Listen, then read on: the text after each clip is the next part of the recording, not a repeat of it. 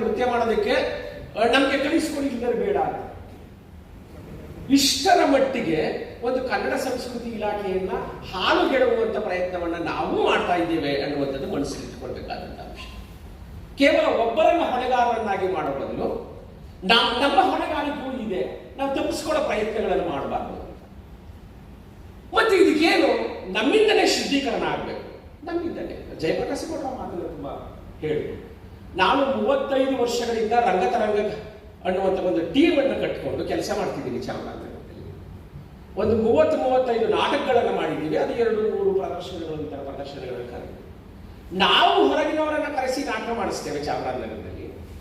ಆದರೆ ನಮ್ಮನ್ನು ಕರೆಯುವಂಥವ್ರು ಯಾರೂ ಇಲ್ಲ. ಅದು ಜಯಪ್ರಕಾಶ್ ಗೌಡರು ಹೇಳಿದಂಥ ಮಾತುಗಳಿಗೆ ನಾನು ಕೂಡ ಒಪ್ಪಿಕೊಳ್ಳುವಂಥ ಪ್ರಯತ್ನ. ಆಮೇಲೆ ಸರ್ ಹೇಳಿದ್ರು ರಕ್ಷಿಸಿ ಸರ್, ತಾಲೂಕು ಮಟ್ಟದಲ್ಲಿ ರಂಗಭೂಮಿ ಅಥವಾ ರಂಗ ಚಟುವಟಿಕೆಗಳಾಗಲಿಕ್ಕೆ ಸ್ಥಳಗಳಾಗಬೇಕು ಮತ್ತು ಯೋಜನೆಗಳಾಗಬೇಕು. ಚಾಮರಾಜನಗರದ ಒಂದು ರಂಗಭೂಮಿಗಳು ಅಲ್ಲಿ ಡಾಕ್ಟರ್ ರಾಜ್ಕುಮಾರ್ ರಂಗಮಂದಿರ ಅಂತಾನೆ ಹೆಸರಿಟ್ಟಿದ್ದಾರೆ. ಅದು ರಾಜಕಾರಣಿಗಳು ಏನ್ ಮಾಡಿದ್ರು ಅಂದ್ರೆ ಸೋಮಣ್ಣ ಅವರು ಉಸ್ತುವಾರಿ ಸಚಿವರಾಗಿದ್ರು. ಹಾಗೆ ಆಗಸ್ಟ್ 15ನೇ ತಾರೀಖೊಳಗಡೆ ಈ ಕಲಾಮಂದಿರವನ್ನು ಉದ್ಘಾಟನೆ ಮಾಡ್ತೀನಿ ಅಂತ ಹೇಳಿದ್ರು. ಅದು ರಾಣಿ ಸತೀಶ್ ಅವರು ಕನ್ನಡ ಸಂಸ್ಕೃತಿ ಇಲಾಖೆಯ ಸಚಿವರಾಗಿದ್ದಾಗ ಅದು ಶಂಕುಸ್ಥಾಪನೆ ಮಾಡಿದ್ರು. ಹೆಚ್ಚು ಕಡಿಮೆ ಒಂದು 20 ವರ್ಷ ಆ ಥಿಯೇಟರ್ ಒಂದನ್ನು ಮುಗಿಸೋದಕ್ಕೆ. ಕೊನೆಗೆ ಇವ್ರಿಗೆ ಮಾತು ಕೊಟ್ಟಿದ್ರಲ್ಲ, ಅದಕ್ಕೆ ಆಗಸ್ಟ್ 15 ಒಂದು 3 ವರ್ಷಗಳ ಹಿಂದೆ ಮಾಡಿದ್ರು. ಅಲ್ಲಿ ಈ ಕ್ಷಣಕ್ಕೂ ಕೂಡ ಮೈಕ್ ಇಲ್ಲ, ಹೊರಗಡೆ ತರಿಸಿ ಹಾಕ್ಸ್ಕೊತೀವಿ, ಲೈಟ್ ಇಲ್ಲ, ಹೊರಗಡೆ ತರಿಸಿ ಹಾಕ್ಸ್ಕೊತೀವಿ, ಅಥವಾ ಇನ್ನೇನೇನೋ ಬೇಕಾಗಿದೆ ಹೆಚ್ಚುವರಿಯಾಗಿ ಗೋಡೆಗಳು ಸ್ಟೇಜ್ ಒಂದನ್ನು ಬಿಟ್ಟರೆ ಇನ್ನೇನೂ ಇಲ್ಲ. ಅಲ್ಲಿನ ಕನ್ನಡ ಸಂಸ್ಕೃತಿ ಇಲಾಖೆಯ ಸಹಾಯಕ ನಿರ್ದೇಶಕರು ಅಂತ ನಾನು ಭಾವಿಸಿದ್ದೇನೆ. ಕನಿಷ್ಠ ತಿಂಗಳಿಗೊಮ್ಮೆ ಆದರೂ ಕೂಡ ನಾವೆಲ್ಲರೂ ಒಂದು ಕಡೆ ಸೇರಿ ಚರ್ಚೆ ಮಾಡಬೇಕಾಗ್ತದೆ. ಇಲಾಖೆಯ ತಪ್ಪುಗಳನ್ನ ಆಯಾ ಜಿಲ್ಲೆಗಳಲ್ಲಿ ಆಯಾ ತಂಡಗಳ ಮುಖಾಂತರ ಅದನ್ನು ಕೇಳಿಸುವಂತ ಪ್ರಯತ್ನಗಳನ್ನು ಮಾಡಬೇಕಾಗ್ತದೆ.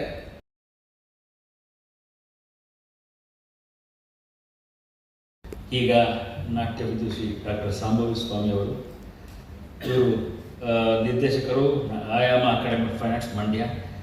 ಮಾಡಿ ಮಾತಾಡಬೇಕು ಕೇಳ್ಕೊಳ್ತೀನಿ.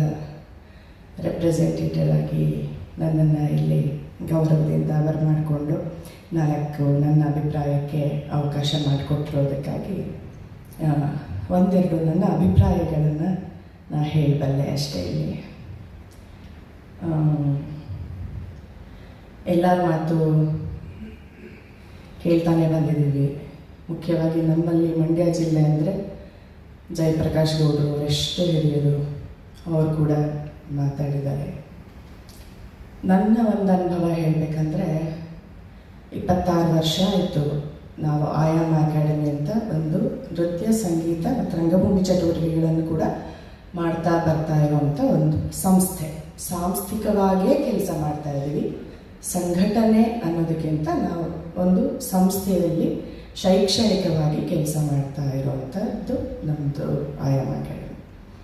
ನನ್ನ ಅನುಭವದಲ್ಲಿ ಕನ್ನಡ ಸಂಸ್ಕೃತಿ ಇಲಾಖೆಗಳಾಗ್ಬೋದು, ಸರ್ಕಾರ ಆಗ್ಬೋದು, ಸರ್ ಹೇಳಿದಾಗೆ ಎಲ್ಲ ಬೆಂಬಲವೂ ನಮಗೆ ಬೇಕೇ ಬೇಕು ಮುನ್ನಡೆಕೊಂಡು ಹೋಗೋಕ್ಕೆ. ಅದರ ಜೊತೆಗೆ ನಾನು ವ್ಯವಸ್ಥೆನ ನೋಡಿ ನಾನು ನಂಬ್ಕೊಂಡಿರೋದೇನೆಂದರೆ, ನಾವು ಈ ಕ್ಷೇತ್ರದಲ್ಲಿ ಆಸಕ್ತಿ ಇರೋರಾಗಿದ್ದೀವಿ. ಈ ಕ್ಷೇತ್ರದಲ್ಲೇ ಒಂದು ಹುಚ್ಚುತನವನ್ನು ಇಟ್ಕೊಂಡಿದ್ದೀವಿ. ಯಾಕಂದರೆ ನಮಗೆ ಬೇರೆ ಇನ್ಯಾವುದೂ ನಮಗೆ ಸಂತೋಷ ಕೊಡ್ತಾ ಇಲ್ಲ. ನನಗೆ ಮಕ್ಕಳಿಗೆ ಡಾನ್ಸ್ ಹೇಳ್ಕೊಡೋದ್ರಿಂದನೇ ಸಂತೋಷ ಇದೆ. ಮಕ್ಕಳಲ್ಲಿ ಏನಾದರೂ ಒಂದಷ್ಟು ಕಲ್ಚರಲ್ ಆ್ಯಕ್ಟಿವಿಟೀಸ್ನ ಅವರಿಗೆ ಮೂಡಿಸೋದ್ರ ಮೂಲಕ ಅವರನ್ನು ಬೇರೆ ಥರ ಒಂದು ಸೋಷಿಯಲ್ ವ್ಯಾಲ್ಯೂಸ್, ಹ್ಯೂಮನ್ ವ್ಯಾಲ್ಯೂಸ್ನ ಅವರಲ್ಲಿ ಹುಟ್ಟಾಕಿ ಒಳ್ಳೆ ಅಭಿರುಚಿನ ಮೂಡಿಸೋದ್ರ ಕಡೆಗೆ ನನ್ನ ಒಲವು. ಅಂದಾಗ ನಾನೇನೇನು ನಂಬ್ಕೊಂಡಿದ್ದೀನಿ ಅಂದರೆ, ನನ್ನ ಕೈಲಾದಷ್ಟು ನಾನು ನನ್ನ ಸ್ವಂತ ಪರಿಶ್ರಮದಿಂದ ಏನೆಲ್ಲ ನಾನು ಮಾಡಿಕೊಂಡು ಸಂಸ್ಥೆನ ಮುಂದುವರಿಸ್ಬೋದು, ಅಥವಾ ನನ್ನ ಕೈಯಲ್ಲಿ ಎಷ್ಟು ನಾನು ಮಾಡ್ಬೋದು ಅಷ್ಟನ್ನು ಮಾಡೋದು ಒಳ್ಳೆಯದು ಅನ್ನೋ ನಿಲುವಿಗೆ ನಾನು ಬಂದಿದ್ದೀನಿ. ಯಾಕಂದರೆ ನನಗೂ ಸಣ್ಣ ಪುಟ್ಟ ಅನುಭವಗಳಾಗಿದೆ. ಎಷ್ಟೋ ಸಾರಿ ನಾವು ನಂಬಿಕೆ ಇಟ್ಟು ಇಲ್ಲಿಂದ ನಮಗಿನ್ನೇನೋ ಸಿಗತ್ತೆ, ಪ್ರತಿ ವರ್ಷ ಒಂದು ಧನ ಸಹಾಯ ಬರುತ್ತೆ ಅಂದರೆ ನಾನು ಪ್ರತಿ ವರ್ಷ ಇದೊಂದು ಉತ್ಸವನೋ ಒಂದು ಚಟುವಟಿಕೆನ ನಾನು ಮಾಡ್ಬೋದು ಅಂತ ನಾನು ಅಂದ್ಕೊಂಡಿರ್ತೀನಿ. ಬಟ್ ಅದು ಮುಂದಿನ ವರ್ಷದಲ್ಲಿ ಬರದೇ ಇದ್ದಾಗ ನಿರಾಸೆ ಆಗತ್ತೆ.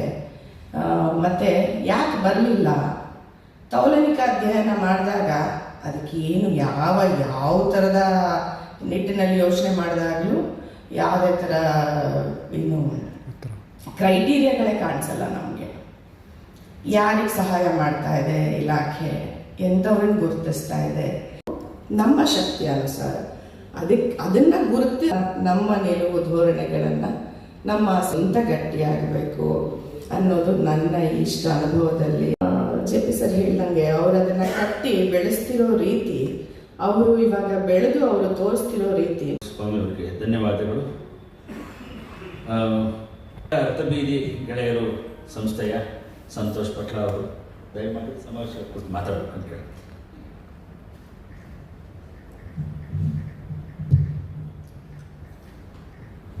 ಈಗಾಗಲೇ ಒಂದು ನಿಗದಿ ಮಾಡಿಕೊಂಡು ಬಂದಿರುವಂತಹ ಈ ಇವತ್ತಿನ ಕಾರ್ಯಕ್ರಮದ ಬಗ್ಗೆ ಮಾತನಾಡಲೇಬೇಕಾದಂತಹ ಒಂದು ಕೆಲವು ವಿಷಯಗಳನ್ನು, ಒಂದು 10 ವಿಷಯಗಳನ್ನು ನಿಮ್ಮ ಮುಂದೆ ಟಿಪ್ಪಣಿ ಮಾಡಿಕೊಂಡು ಬಂದಿದ್ದೇನೆ. ಅದನ್ನು ನಿಮ್ಮ ಮುಂದೆ ಹಾಗೆ ಪ್ರಸ್ತುತಪಡಿಸ್ತಿದ್ದೇನೆ.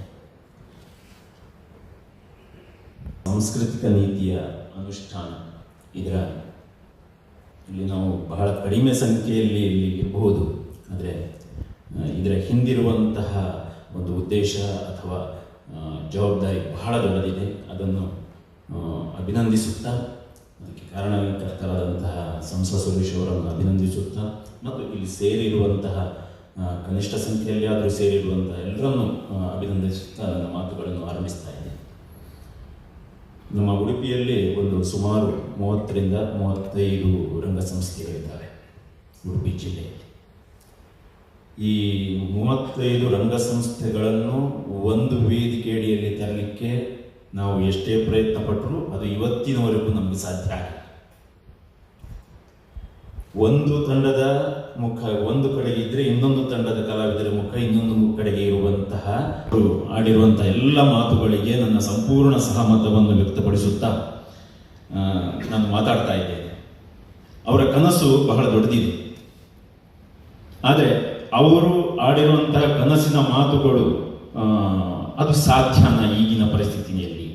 ಶಿಥಿಲೀಕರಣಗೊಳಿಸುವಂತಹ ಪ್ರಯತ್ನ ಏನು ನಡೆದಿದೆ ಅದು 29ನೇ ದಿನ ಒಂದು ಬಂದು ತಲುಪ್ತಾ ಇದೆ.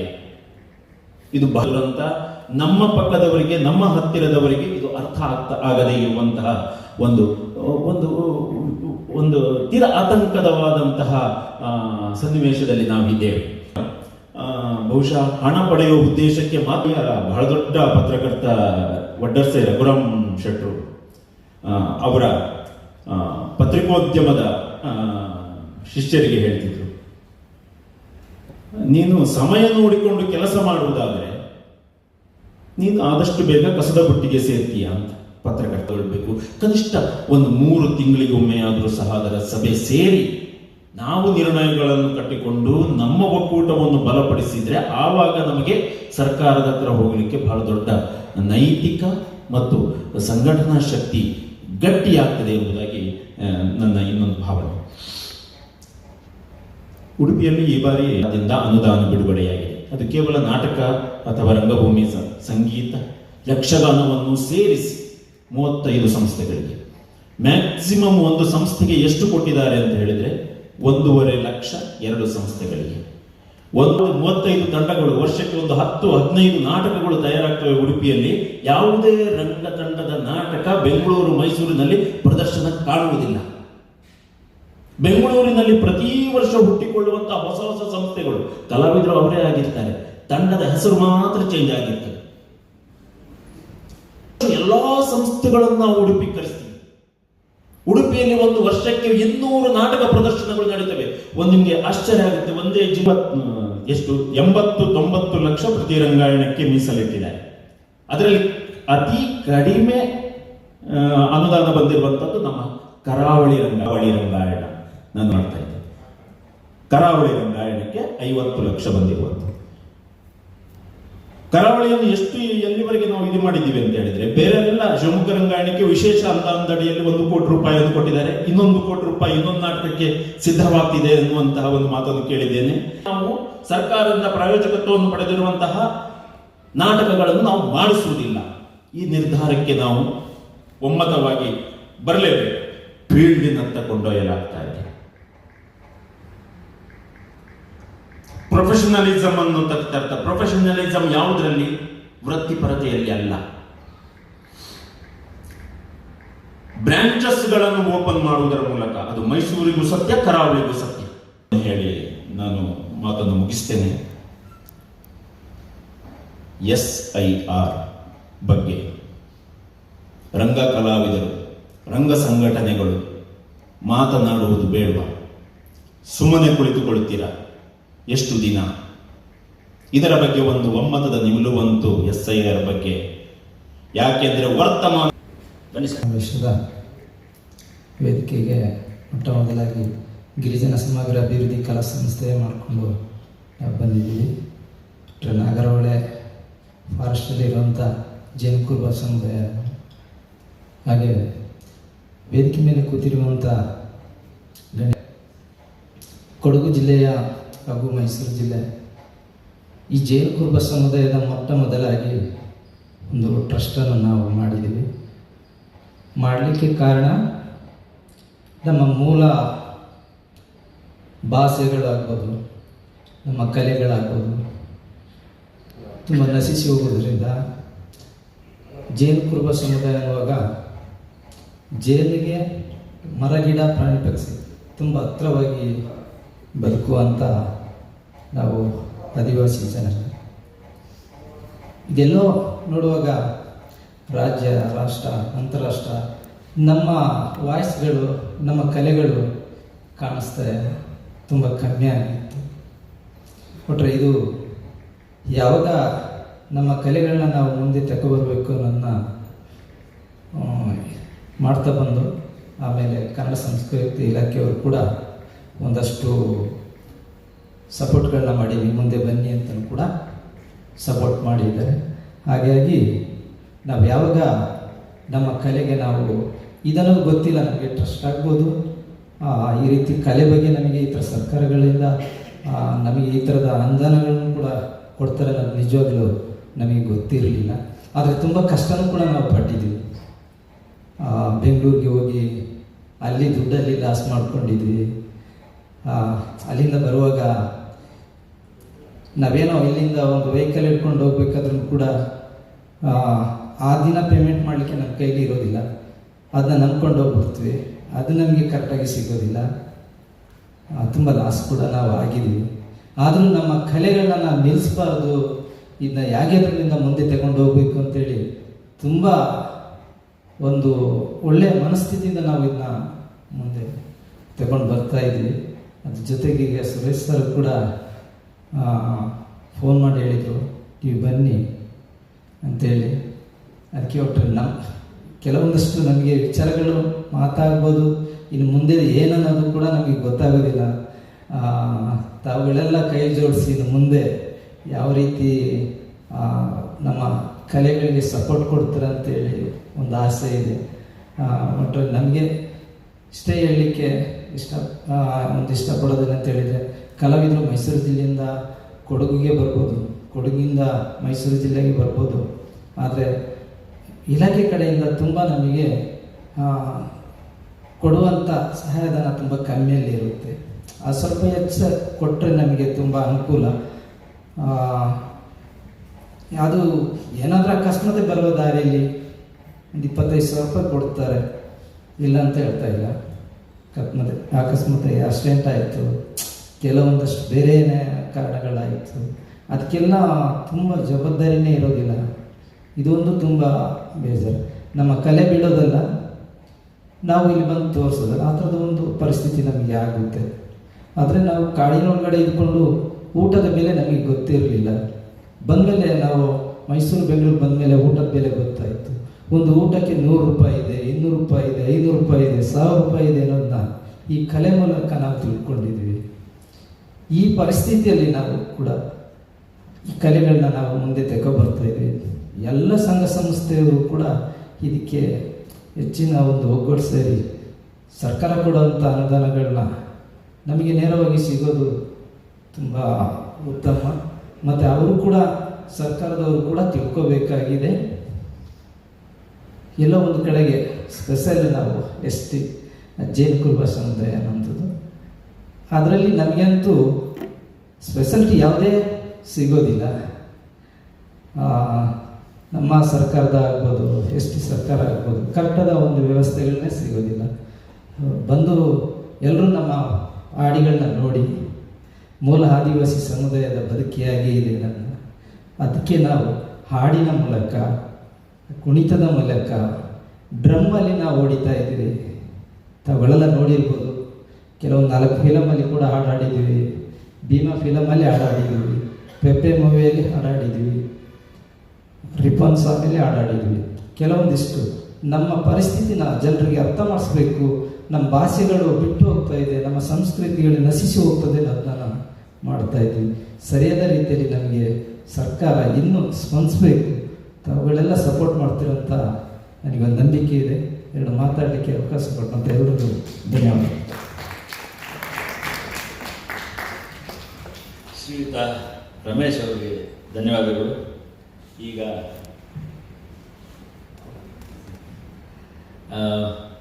ನಿರ್ಮಲಾ ಮಠಪತಿ ಮೇಡಮ್, ನಿರ್ದೇಶಕರಾದ ಶ್ರೀಮತಿ ಕೃಪಾ ಪುರಿಕರ್ ಮಾತಾಡೋದನ್ನು ಕೇಳ್ಕೊಳ್ತೀನಿ. ಸಭಾಸದರೇ, ರಂಗ ದಿಗ್ಗಜರೆಲ್ಲ ಇಷ್ಟೊಂದು ಅರ್ಥಪೂರ್ಣವಾಗಿ ಮಾತಾಡಿದ್ಮೇಲೆ ನಾನು ಏನು ಮಾತಾಡ್ಬೋದು ಅಂತ ಅವಾಗಿಂದ ಯೋಚನೆ ಮಾಡ್ತಾ ಇದ್ದೀನಿ. ನನ್ನ ಕೆಲವು ಕೋರಿಕೆಗಳನ್ನು ಅಷ್ಟೇ ನಾನು ಇಲ್ಲಿ ಹೇಳಲಿಕ್ಕೆ ಬಯಸ್ತೀನಿ.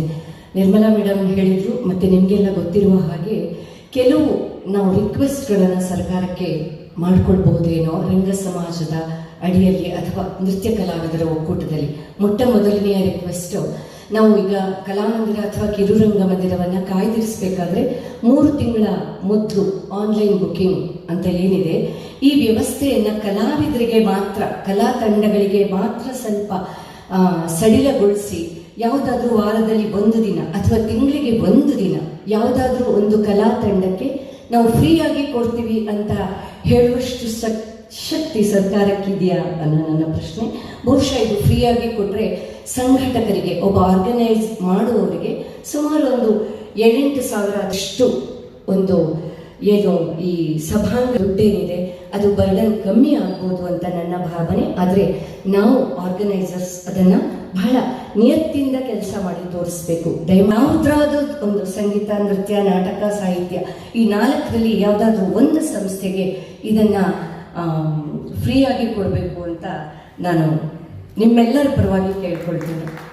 ಹೊರಗಡೆ ಸಮಾಜ ಅಲ್ಲ, ನಮ್ಮ ಮನೆಯಲ್ಲೇ ಕಲಾವಿದರಿಗೆ ತುಂಬ ಪ್ರಸಿದ್ಧಿ ಆದಮೇಲೆ ಗೌರವ ಸಿಗುತ್ತೆ. ಅದರ ಮೊದಲ ಹಂತದಲ್ಲಿ ಸಾಮಾನ್ಯ ಹೀನವಾಗಿಯೇ ನೋಡ್ತಾರೆ. ಅವನೇನು ನಾಟಕ ಮಾಡ್ತಾನೋ, ಅವಳೇನು ಕುಣಿತಾಳೋ, ಈ ಮಟ್ಟಿನಲ್ಲಿ. ಆದ್ರಿಂದ ಸರ್ಕಾರಕ್ಕೆ ನಮ್ಮ ಮೂಲಕ ಒಂದು ಮನವಿ ಹೋಗಬೇಕು. ಪ್ರತಿಯೊಂದು ಶಾಲೆಯಲ್ಲೂ ಕಡ್ಡಾಯವಾಗಿ ಒಬ್ಬ ನೃತ್ಯ, ಸಂಗೀತ, ನಾಟಕ ಯಾವುದಾದ್ರೂ ಒಂದು ಶಿಕ್ಷಕರನ್ನ ನೇಮಿಸಲೇಬೇಕು. ಕಲಾವಿದ ತನ್ನ ಜೀವನದ ಬಗ್ಗೆ ನಮ್ಮ ಕಾಲುಗಳು ಭದ್ರ ಆಗದೆ ನಾವ್ಯಾರೂ ಕಲೆ ಬಗ್ಗೆ ಯೋಚನೆ ಮಾಡಲ್ಲ.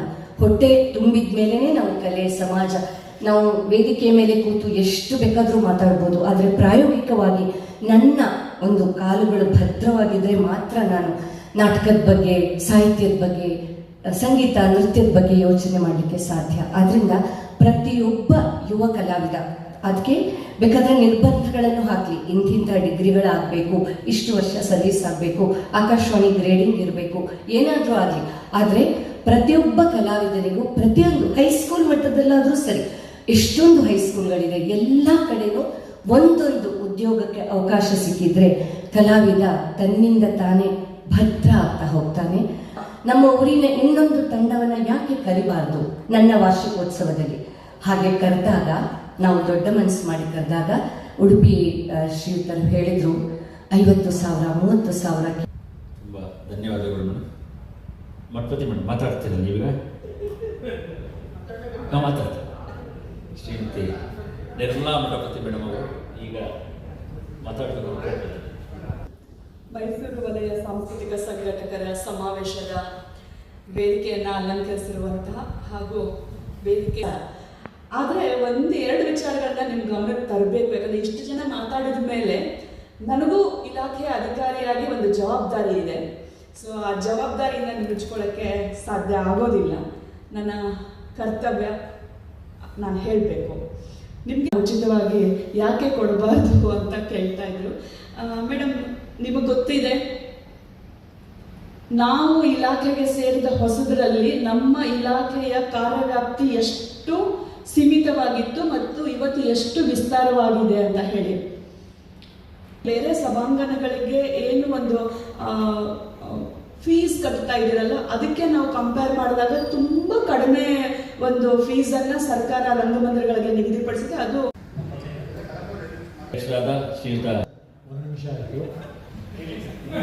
ಈಗ ಅದನ್ನೇ ವಿಷಯ ತಗೊಂಡು ಮಾತಾಡುವಂಥ ಸಂದರ್ಭ ಆಗುತ್ತೆ.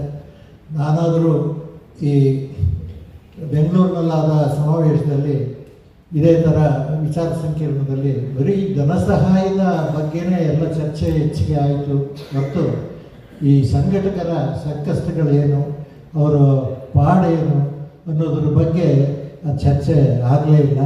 ಇವತ್ತು ದಿವಸ ಅದರ ಬಗ್ಗೆನೇ ಹೆಚ್ಚು ಸ್ವಲ್ಪ ಇಲ್ಲಿ ಮಾತುಗಳು ಆಗಿದ್ದರಿಂದ ನನಗೆ ಭಾಳ ಈ ಸಮ್ಮೇಳನ ಈ ಒಂದು ವಿಚಾರ ಸಂಕಿರಣ ನನಗೆ ತೃಪ್ತಿ ಕೊಟ್ಟಿದೆ. ಈಗಾಗಲೇ ನಮ್ಮ ಈ ಮೇಡಮ್ ಅವರು ನಮ್ಮ ಈ ಕಿರುರಂಗಮಂದಿರದ ಬಗ್ಗೆ ಭಾಳ ಮತ್ತು ಕಲಾಮಂದಿರ ಇರ್ಬೋದು, ಅವರ ಈ ಕೆಲವರು ಒಂದು ಇದಕ್ಕೂ ಒಂದು ನೀವು ನಿಯಮ ಮಾಡಿದೆ, ಆದರೆ ಅದು ಸರಿಯಾಗಿ ಅದು ಯಾರಿಗೆ ಬರ್ತಾ ಇಲ್ಲ. ಹೌದಾ? ನಮ್ಮ ಅಧ್ಯಕ್ಷ ಭಾಷಣ 2 ನಿಮಿಷ ಮಾತನಾಡ್ತಾರೆ. ಸರ್ಗೆ ತುಂಬ ಧನ್ಯವಾದಗಳು. ದಯಮಾಡಿ ಸುರೇಶ್ ಬಾಬು ಸರ್. ಯಾಕಂದ್ರೆ ರಮೇಶಂದು ಕೊನೆ ಭಾಷಣ ಒಂದು ಜಾಸ್ತಿ ಕೇಳಬೇಕು ನಾವು. ಈಗ 2 ವಿಚಾರಗಳು, ಯಾಕಂದರೆ ಸಂಸದ ಸುರೇಶ್ ಅವರು ಒಂದು ಸಮಾವೇಶ ಮಾಡಬೇಕು ಅಂತಂದಾಗ ನಾನಾದರೂ ಅದಕ್ಕೆ ಒಪ್ಪಿಗೆಯನ್ನು ನೀಡಿದ ಒಂದು ಉದ್ದೇಶ ನಿಮಗೆಲ್ಲ ಗೊತ್ತಿರುವ ಹಾಗೆ ಇದು ಬರೀ ನಾವು ಸಂಘಟಕರು ಬರೀ ಧನಸಹಾಯದ ಒಂದೇ ಅಂತಲ್ಲ. ಯಾಕಂದ್ರೆ ನಾವು 33 ವರ್ಷದಿಂದ ಸಂಸ್ಥೆಯನ್ನು ಕಟ್ಟಿ ಬರೀ ಇಂಜಿನಿಯರ್ಸ್ನ ಇಟ್ಕೊಂಡು ಒಂದು ಇಲ್ಲಿವರೆಗೂ ಸಂಸ್ಥೆಗಾದರೆ ನಾವು ಧನಸಹಾಯ ತಗೊಂಡಿರೋದೇ ಕೇವಲ 6 ವರ್ಷ. 25 ವರ್ಷ ಯಾವುದೇ ಧನಸಹಾಯ ಇದ್ದೇನೆ ಮೊದಲಿಂದನೂ. ಕಳೆದ 17 ವರ್ಷದಿಂದ 10 ವರ್ಷದಿಂದ ರಾಷ್ಟ್ರೀಯ ರಂಗೋತ್ಸವ, ಅದರಿಂದ 5 ವರ್ಷ ಉತ್ಸವಗಳನ್ನು ಮಾಡ್ಕೊಂಡಿದ್ದೆ. ಅಂದರೆ ಧನಸಹಾಯ ಒಂದು ಅಂಶ. ಆದರೆ ಸಂಘಟಕರ ಕಷ್ಟ ಸುಖಗಳನ್ನು ಹಂಚ್ಕೊಳ್ಬೇಕಾದಂಥದ್ದು ಈ ಒಂದು ಸಂದರ್ಭ. ಅದರಲ್ಲಿ ನಾವು ಒಗ್ಗಟ್ಟಾಗಬೇಕು. ನಾನು ಭಾಗವಹಿಸ್ತಿದ್ದೀನಿ.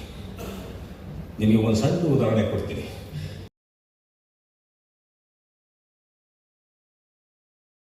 ಮಂಡ್ಯ ಜಿಲ್ಲೆಗೆ ಸೆಲೆಕ್ಟ್ ಆದ. ನನಗೆ ಚಿಕ್ಕದ್ರಲ್ಲೇ ಡ್ರಾಮಾ, ಹಳ್ಳಿಯ ಡ್ರಾಮಾ ಇದೆಲ್ಲ ಮಾಡ್ತಿದ್ದೆ. ರಮೇಶ್ ಸರ್ ಮಾತಾಡ್ತಾರೆ. ಇಷ್ಟೇ ಚಂದವಾಗಿ ಕರಾರುವಾಕ್ಕಾಗಿ ಖಡಕ್ಕಾಗಿ ಹೇಳಬೇಕಾದ್ದನ್ನೆಲ್ಲ ಹೇಳೋಗಿದ್ರು. ಇಲ್ಲ, ಅದಕ್ಕಿಂತಲೂ ಚೆನ್ನಾಗಿ ಇನ್ನೂ ಚೆನ್ನಾಗಿ ಮಾತಾಡೋದು. ಮುಖ್ಯವಾಗಿ ಇಲ್ಲಿ ಏನೇನು ಆಗಬೇಕು, ಏನು ಆಗಬೇಕಾಗಿದೆ ಅವೆಲ್ಲವನ್ನು ಪೂರ್ಣವಾಗಿ ತಮ್ಮ ಸ್ಪಷ್ಟ ನಿಖರವಾದ ಧ್ವನಿಯಿಂದ ಇಡೀ ಸಮಾವೇಶದ ಧ್ವನಿಯನ್ನು ಅವರು ವ್ಯಕ್ತಪಡಿಸಿದ್ದಾರೆ ಅಂತ ನನ್ನ ಅಭಿಪ್ರಾಯ.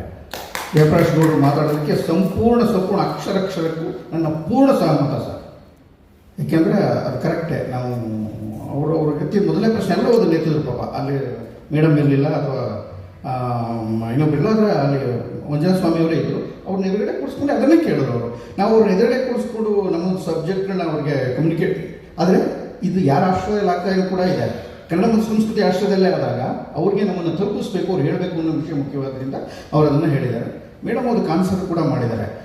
ಇಲ್ಲಿ ಪ್ರತಿಯೊಬ್ಬರು ಇಂಡಿವಿಜುವಲ್ ಆಗಿ ಮಾತಾಡಿದಾಗ ಗಿರಿಜನತೆಯಾಗಲಿ ಅಥವಾ ಪ್ರಸಾದ ಲಕ್ಷ್ಮಿ ಅವರು ಹೇಳಿದಂಥ ಕೆಲವು ವಿಷಯಗಳು ಸಿಕ್ಕಾಪಟ್ಟೆ ಮುಖ್ಯವಾದದ್ದು.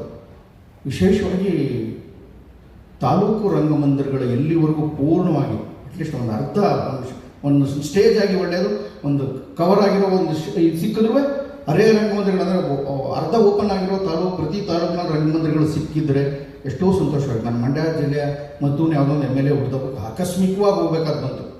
ಆಕಸ್ಮಿಕವಾಗಿ ಅದು ಅವಾಗ ನೋಡಿದೆ ಕೋಟ್ಯಾಂತರ ರೂಪಾಯಿ ಖರ್ಚು ಮಾಡಿದ್ರೆ ಅಂತ. ನಾನು ಹೇಳ್ತಾ ಇರೋದು ಒಂದು 20 ವರ್ಷಗಳಿಂದ ಮಾತು. ನಾನು ಅಂದೆ, ಅಯ್ಯೋ ಊರಿನಲ್ಲಿ ನಾಟಕ ಆಡೋಕ್ಕೆ ಒದ್ದಾಡ್ತಾ ಇದ್ದಾರೆ, ಗುಂಡಿ ತೊಡಬೇಕು ಪ್ರತಿ ಸರಿ, ನಾವು ಸ್ಟೇಜ್ ಕಟ್ಟಕ್ಕೆ ಕಾಸಿರಲ್ಲ. ಅದಕ್ಕೆ ದಯವಿಟ್ಟು ಒಂದು ಪುಟ್ಟ ಥಿಯೇಟರ್ನಾರು ಕಟ್ಟಿಸ್ಕೊಟ್ಬಿಟ್ರೆ ತುಂಬ ಅನುಕೂಲ ಆಗ್ತಾ ಇತ್ತು. ಎಷ್ಟೋ ಕೋಟಿ ಖರ್ಚು ಮಾಡಿದಿರಿ ಸರ್, ನಿಮ್ಮ ತಾಲೂಕಿನಲ್ಲಿ ಅದೊಂದು ಆಗ್ಬಿಟ್ಟಿದ್ರೆ ತುಂಬ ಸಂತೋಷ ಆಗಿತ್ತು.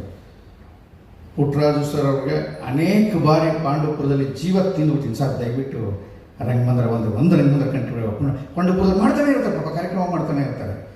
ನಾಗಮಂಗಲದಲ್ಲಿ ಎಷ್ಟು ದೀರ್ಘಕಾಲ, ಎಷ್ಟು ವರ್ಷದಿಂದ ಥಿಯೇಟರ್ ಮಾಡ್ಕೊಂಡ್ಬಂದಿದ್ದಾರೆ, ಅಲ್ಲಿ ರಂಗಮಂದಿರ ಇಲ್ಲ.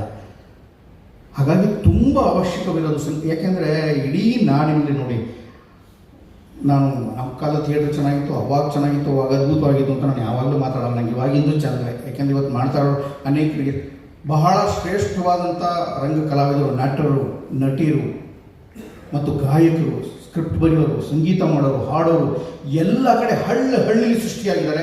ಪ್ರತಿ ತಾಲೂಕಿನಲ್ಲೂ ಯಾವುದೇ ಇದು ಭೇದ ಇದ್ದೇನೆ ತುಂಬ ಚೆನ್ನಾಗಿ ಕೆಲಸ ಮಾಡುವಂಥ ಎಲ್ಲ ಥರದವರು ಸಿಕ್ಕಿದ್ದಾರೆ, ಹುಟ್ಟುತ್ತಾ ಇದ್ದಾರೆ, ಅವ್ರು ಕೆಲಸ ಮಾಡ್ತಾರೆ. ಸಂಘಟಕರು ಸೃಷ್ಟಿಯಾಗ್ತಿಲ್ಲ, ಸಂಘಟಕರು ಸಿಗ್ತಾನೇ ಇಲ್ಲ. ಸಂಘಟಕರ ಸಮಾವೇಶ ಅಂತ ಇವತ್ತೇನು ಮಾಡಿ ಬಂದಿರಲ್ಲ, ನಿಜವಾಗ್ಲೂ ಆಲೋಚನೆ ಮಾಡಿ ಒಳ್ಳೆ ಜನರು ಬಯಸ್ಬೋದ, ನಾನು ಸಂಘಟನೆ ಮಾಡ್ತಾ ಇದ್ದೀನಿ ಅಂತ ಪ್ರೀತಿ ಇಟ್ಕೊಂಡವರಷ್ಟೇ ಬಂದಿದ್ದಾರೆ ಇವತ್ತು. ಅದಕ್ಕಾಗಿ ಅವರು ಅಷ್ಟು ಜನಕ್ಕೂ ಅಭಿನಂದನೆಗಳು. ನನಗೆ ಅವ್ರಿಗೆ ಮಾತ್ರ ಬಂದಿರೋದು. ನೀವು ಏನು ಮಾಡ್ತಾರೆ, ಅದೇ ದಬ್ಬಾಗ್ತಾರೆ, ನಾವು ಗೊತ್ತಾಗಲ್ವಾ ಅಂತ ಉಡಾಫೆಯಿಂದ ಮಾತಾಡೋದು ಬೇರೆ. ಉಡಾಫೆಯಿಂದ ಮಾತಾಡೋದು ಬಹಳ ಈಸಿ, ಸುಲಭ ಅದು. ಆದರೆ ಏನಾದ್ರು ಪರಿಹಾರ ಸಿಗ್ಬೋದಾ, ಏನಾದ್ರು ಮಾಡಬಹುದಾ ಅಂತ ಆಸೆ ಇಟ್ಕೊಂಡಾರು ಒಂದಷ್ಟು ಜನ, ನಾನೊಬ್ಬ ಸಂಘಟಕ, ಇದರಲ್ಲಿ ಏನಾದ್ರು ಮಾಡ್ಬೋದಾ, ಏನಾದ್ರು ಹೊಡೆದ್ಬಿಡ್ಬೋದಾ, ಸಿಗ್ಬೋದಾ ಅಂತ. ಒಂದು ಆ ಎಲ್ಲ ಸಂಘಟಕರಿಗೆ ಮಾದರಿಯಾಗಿ ಅವಾಗವಾಗ ಸೇರಬೇಕು ಅಂತ ನಮ್ಮ ಚಂದ್ರ ಕುಸರವಾಡಿ ಅವರು ಹೇಳಿದ್ರು. ನಾವು ಅವಾಗವಾಗ ಸೇರಬೇಕು, ಒಂದು ತಿಂಗಳು ಮುಂಚೆ ಇದ್ರು, ಆಮೇಲೆ 3 ತಿಂಗಳು ಮುಂಚೆ ಸೇರ್ಬೋದು ಅಂತ ಯೋಚನೆ ಮಾಡ್ತಾ ಇದ್ರು. ಹಂಗೆ ಯೋಚನೆ ಮಾಡೋದು ಕೂಡ ಒಳ್ಳೆಯದೇ. ನಮ್ಮ ನಾಟಕಗಳು ನೋಡ್ತಾ ಇಲ್ಲ, ಬಂದು ನಾಟಕ ನೋಡಿ ಅಂತ ಭಾಳ ಚೆನ್ನಾಗಿ ಹೇಳಿದೆ ಗೆಳೆಯ. ಹೌದು, ಅದು ಕೂಡ ಒಳ್ಳೆಯದು. ನಮ್ಮ ನಾಟಕಗಳು ನೋಡಬೇಕು. ನಾನು ಸ್ವಾತಂತ್ರ್ಯದ ಓಟ ರಂಗಾಯಣದಾಗ ಆದಾಗ ಮನೆ ಹುಡ್ಕೊಂಡು ಹೇಳ್ತಾ ಇದ್ರು, ಹೊಸ ಜನ ಕೇಳ್ತಾ ಇದ್ರು ನನ್ನ, ಪಾಪ ಅವ್ರಿಗೆ ಗೊತ್ತೇ ಇಲ್ಲ ನಮ್ಮ ಗುರುಗಳು, ನಾಟಕ ಎಲ್ಲ ನೋಡ್ತಾರೆ ನೀವು ಅಂದರು. ಹಿಂಗೆ ನಗು ಬಂದ್ಬಿಡ್ತು ಹೊಸಲಿಗೆ. ಯಾಕೆಂದ್ರೆ ಪಾಪ ಇನ್ನೂ ಅಲ್ಲೇ ಇದ್ದಾರೆ ಅವರು. ನಮ್ಮ ತುಂಬ ಜನ ಡೈರೆಕ್ಟರ್ಗಳು, ತುಂಬ ಜನ ಬುದ್ಧಿವಂತರು ಯಾಕೆ ಹಂಗಿದ್ದಾರೆ ಅಂದರೆ ಅವರೊಬ್ಬರು ಮಾತ್ರ ಅಂತಲ್ಲ, ಇವತ್ತು ಸಂಘಟಕರ ಸಮಾವೇಶ ಹಾಕ್ಕೊಂಡು ನಾವು ಇಷ್ಟೊಂದೆಲ್ಲ ಎಕ್ಕುಟ್ಟು ಹೋಗೋಕ್ಕೆ ನಿಜವಾದ ಕಾರಣ ನಮ್ಮಲ್ಲಿ ಎಲ್ಲರೂ ಒಂದೊಂದು ಇಸಮ್ಗೆ ಅಂಟ್ಕೊಂಡು ಸಾಯ್ತಾಗಿರಲಿಲ್ಲ. ಕಾಂಗ್ರೆಸ್ ಸರ್ಕಾರ ಬಂದ ತಕ್ಷಣ ಅವ್ರ ಹಿಂದೆ ಅಯ್ಯೋ ಏನಾಗುತ್ತೆ ಅಂತ ಅವ್ರ ಹಿಂದೆ ಓಡೋಕ್ಕೆ ಸಾಯೋದು, ಅವ್ರ ಮಾತ್ರ ಕೆಲಸ ಆಗುತ್ತೆ. ಜನತಾದಳ ಬಂದಾಗ ಅವ್ರ ಹಿಂದೆ ಹೋಗೋದು, BJP ಬಂದಾಗ ಅವ್ರ ಹಿಂದೆ ಬಕೆಟ್ ಇಟ್ಕೊಂಡು ಹೋಗೋದು. ಇವು ಮೂರು ಇದೊಂದೇ. ನೆಕ್ಸ್ಟ್ ಜಿರಳೆ ಪಾರ್ಟಿ ಬರ್ತದೆ, ಬಟ್ ಅವರಿಂದೇ ಹೋಗ್ತಾರೆ. ನಾಚಿಕೆನೇ ಇಲ್ಲ ಸಂಘಟಕರಿಗೆ. ಎಲ್ಲಿವರೆಗೆ ಈ ಥರ ಒಂದೊಂದು ಇಸಮ್ ಅಂಟ್ಕೊಂಡು ಯಾವ್ದಾದ್ರು ಸಮಾರಂಭಕ್ಕೆ ಕರಿಬೇಕಾದ್ರೂ ಅಷ್ಟೇ ಯೋಚನೆ ಮಾಡಿ ಬಹಳ ತೂಕದಲ್ಲಿ ಇವ ನಮ್ಗೆ ಆಗ್ತಾನ, ಇವನು ಅಧಿಕಾರಕ್ಕೆ ಬರ್ತಾನ, ಇವನನ್ನ ಕೊಡ್ಬೋದಾ ಅಂತ. Left to right to centre ಜಿರಳೆ ಎಲ್ಲರಿಗೂ ಹೇಳ್ತಾ ಇದ್ದೀನಿ, ನೀವು ಎಲ್ಲಿವರೆಗೂ ಸಂಘಟಕರಾಗಿದ್ದುಕೊಂಡು ಅಷ್ಟೂ ಜನ ನನ್ನ ಊರಿನಲ್ಲಿ ಯಾರೋ ತೋಟದ ಕೆಲಸಕಾರ ಕಾಫಿ ಪ್ಲಾಂಟೇಶನ್ ಒಬ್ಬಳು ನಾಟಕ ಮಾಡೋಕೆ ಬರ್ತಾ ಇದ್ದಾರೆ, ಅಯ್ಯೋ ಅವಳಿಗೂ ಇಷ್ಟ ಆಗಬೇಕು, ಅಯ್ಯೋ ಅವನಿಗೂ ಇಷ್ಟ ಆಗಬೇಕು, ಇನ್ಯಾವನು ಬರ್ತಾ ಇದ್ದಾರೆ ಪೂಜಾರಿ ಅವನಿಗೂ ಇಷ್ಟ ಆಗಬೇಕು, ಎಲ್ಲರಿಗೂ ಇಷ್ಟ ಆಗುವಂಥ ಒಂದು ಸಮನ್ವಯ ಪದ್ಧತಿಯನ್ನು, ಗಾಂಧಿ ತತ್ವವನ್ನು ನೀವು ತರದೇ ಹೋದರೆ ನೀವೇನು ಸಂಘಟಕರು ಮಾಡೋದು ಅಷ್ಟೇ. ಒಬ್ಬರಿಂದ ಒಬ್ರು ಅಂಟ್ಕೊಂಡು ಹೋಗೋದು, ಕೇಳೋದು, ನಮ್ಮ ಅಧಿಕಾರಿಗಳು ಬಂದಿದ್ದಾನ, ನಮಗೆ ಇವನು ಆಗ್ತಾನ ಅಂತ. ಮತ್ತು ಅಧಿಕಾರಿಗಳ ನಡುವಿನ ವೈಮನಸ್ಯ ಅನೇಕ ಸರಿ ತುಂಬ ತೊಂದರೆಗಳಾಗ್ತದೆ.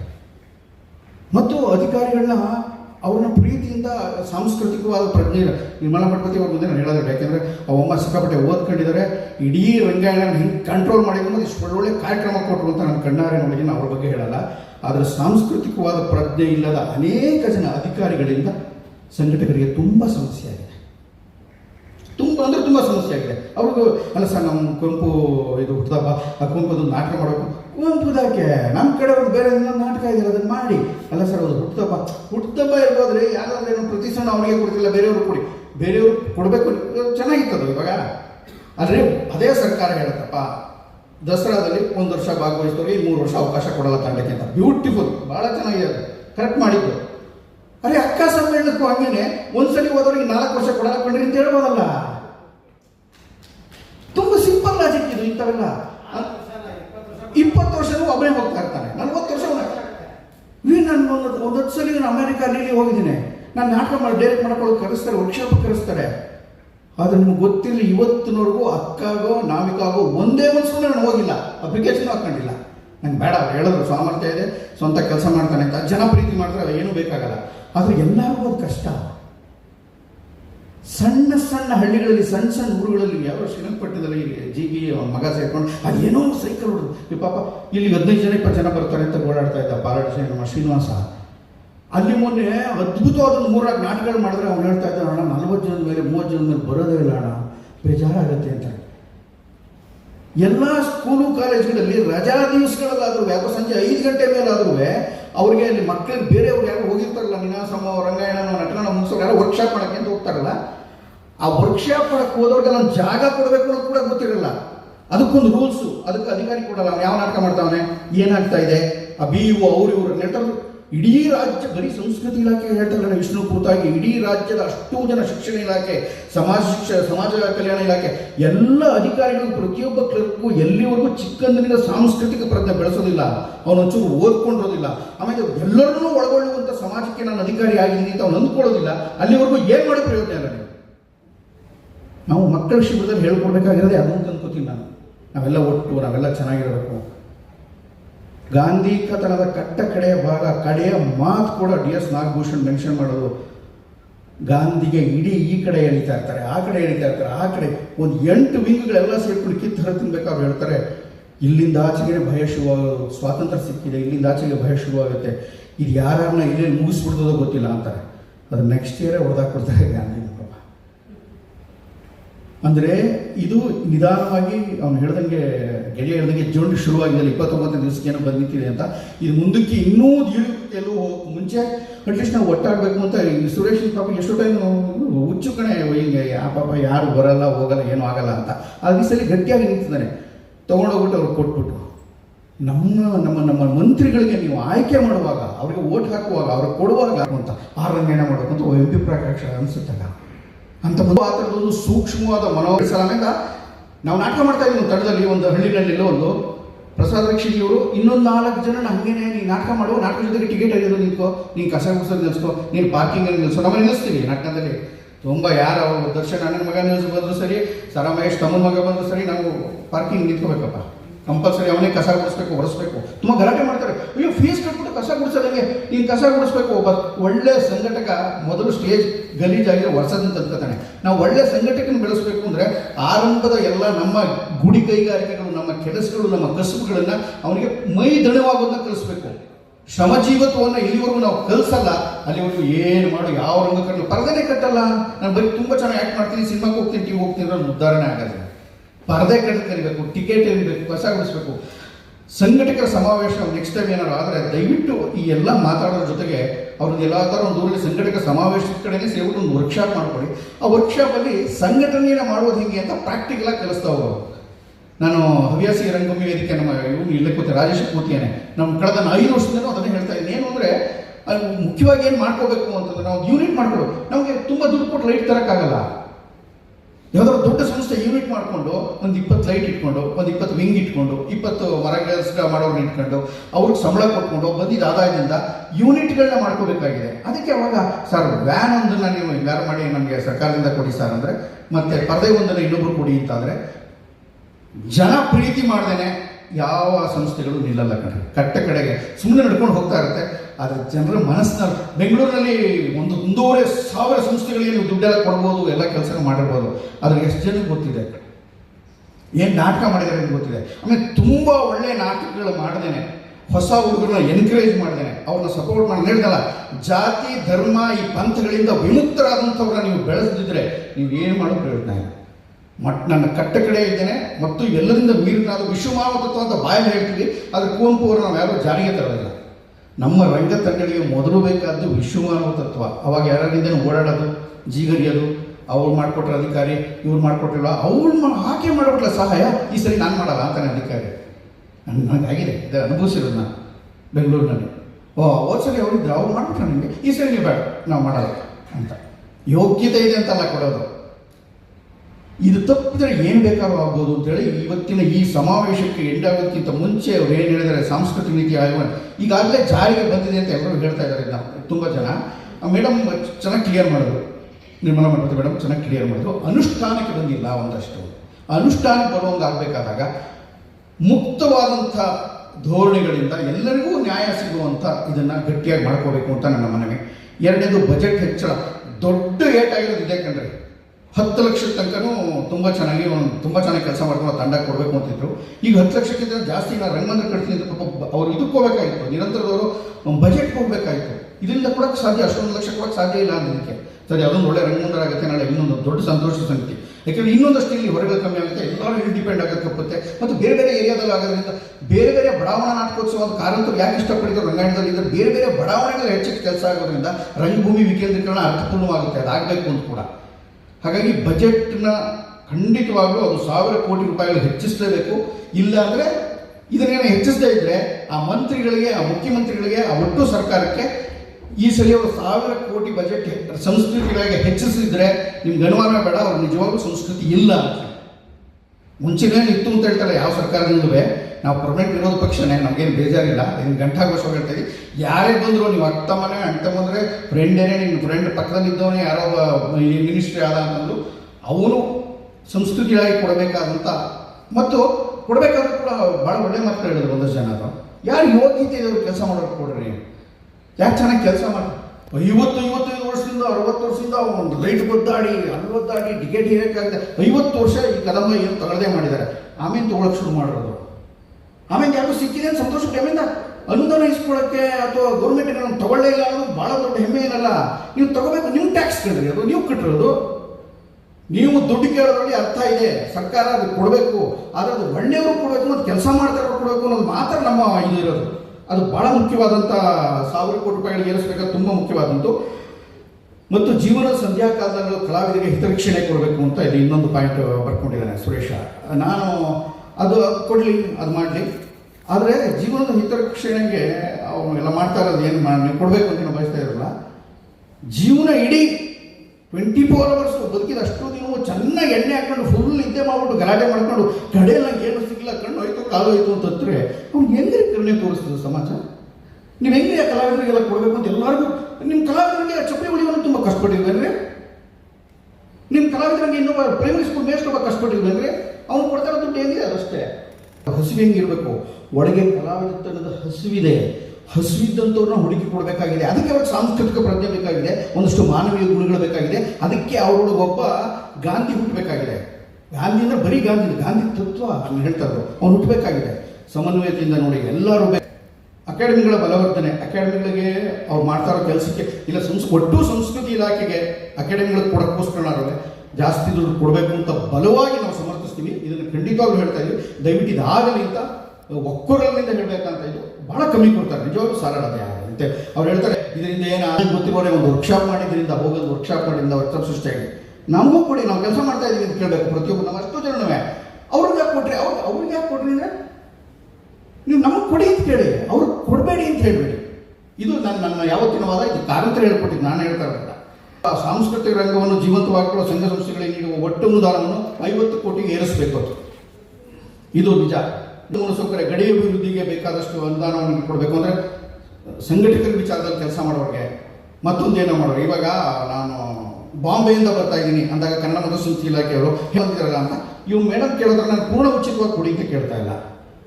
ಪೂರ್ಣ ಉಚಿತವಾಗಿ ಆಮೇಲೆ ನಾವು ಯಾವುದೋ ರಂಗಮಂದಿರ ಕಟ್ಟಿಕೊಂಡಿದ್ದು ನಮ್ಮ ರಂಗಮಂದಿರ ಪೂರ್ಣ ಪ್ರಮಾಣನೂ ಒಂದು ಗೌರ್ಮೆಂಟ್ ಕೊಟ್ಟಿದ್ದಲ್ಲ, ಕೆಲವು ಪಾಲು ಕೊಟ್ಟಿರ್ತದೆ. ಹಾಗೆ ನಾವು ಕೆಲವು ಪಾಲು ಮಾಡಿಕೊಂಡು ಇನ್ನೊಂದಷ್ಟು ಕಡಿಮೆ ಬಾಡಿಗೆ ಕೊಡಿ ಅಂತ ನಾವು ಕೇಳ್ಬೋದು. ಇನ್ನೊಂದು ಕಡಿಮೆ ಬಾಡಿಗೆ ನಾವು ಮಾಡಿಕೊಡಿ ಅಂತ. ನೀವು ಅದು ರಂಗಶಂಕರನ ನಾಟಕ ಯಾಕೆ ಕೇಳೋಕ್ಕಾಗಲ್ಲ ಅಂದರೆ ನಾವು ಪ್ರೈವೇಟಾಗಿ ಮಾಡ್ಕೊಂಡಿರುವಂಥದ್ದು.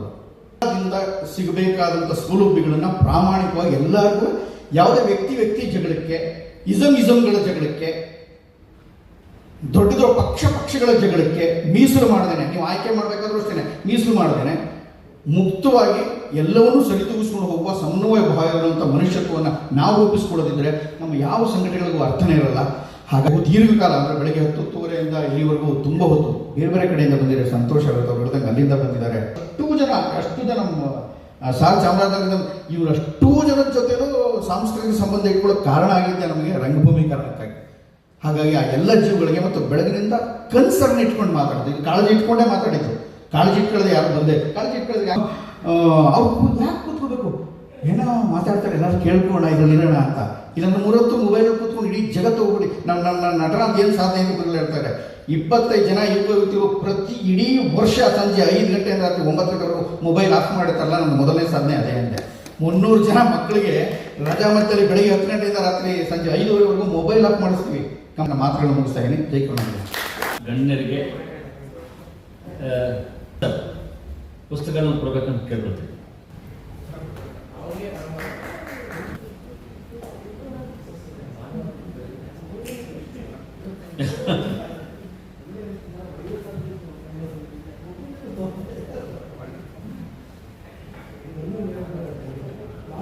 ಧನ್ಯವಾದಗಳು. ನಿಮಗೂ ಕೂಡ ಭಾಗವಹಿಸಿದ ಎಲ್ಲ ಸಂಘಟನೆಗಳಿಗೂ ತುಂಬ ತುಂಬ ಧನ್ಯವಾದಗಳು.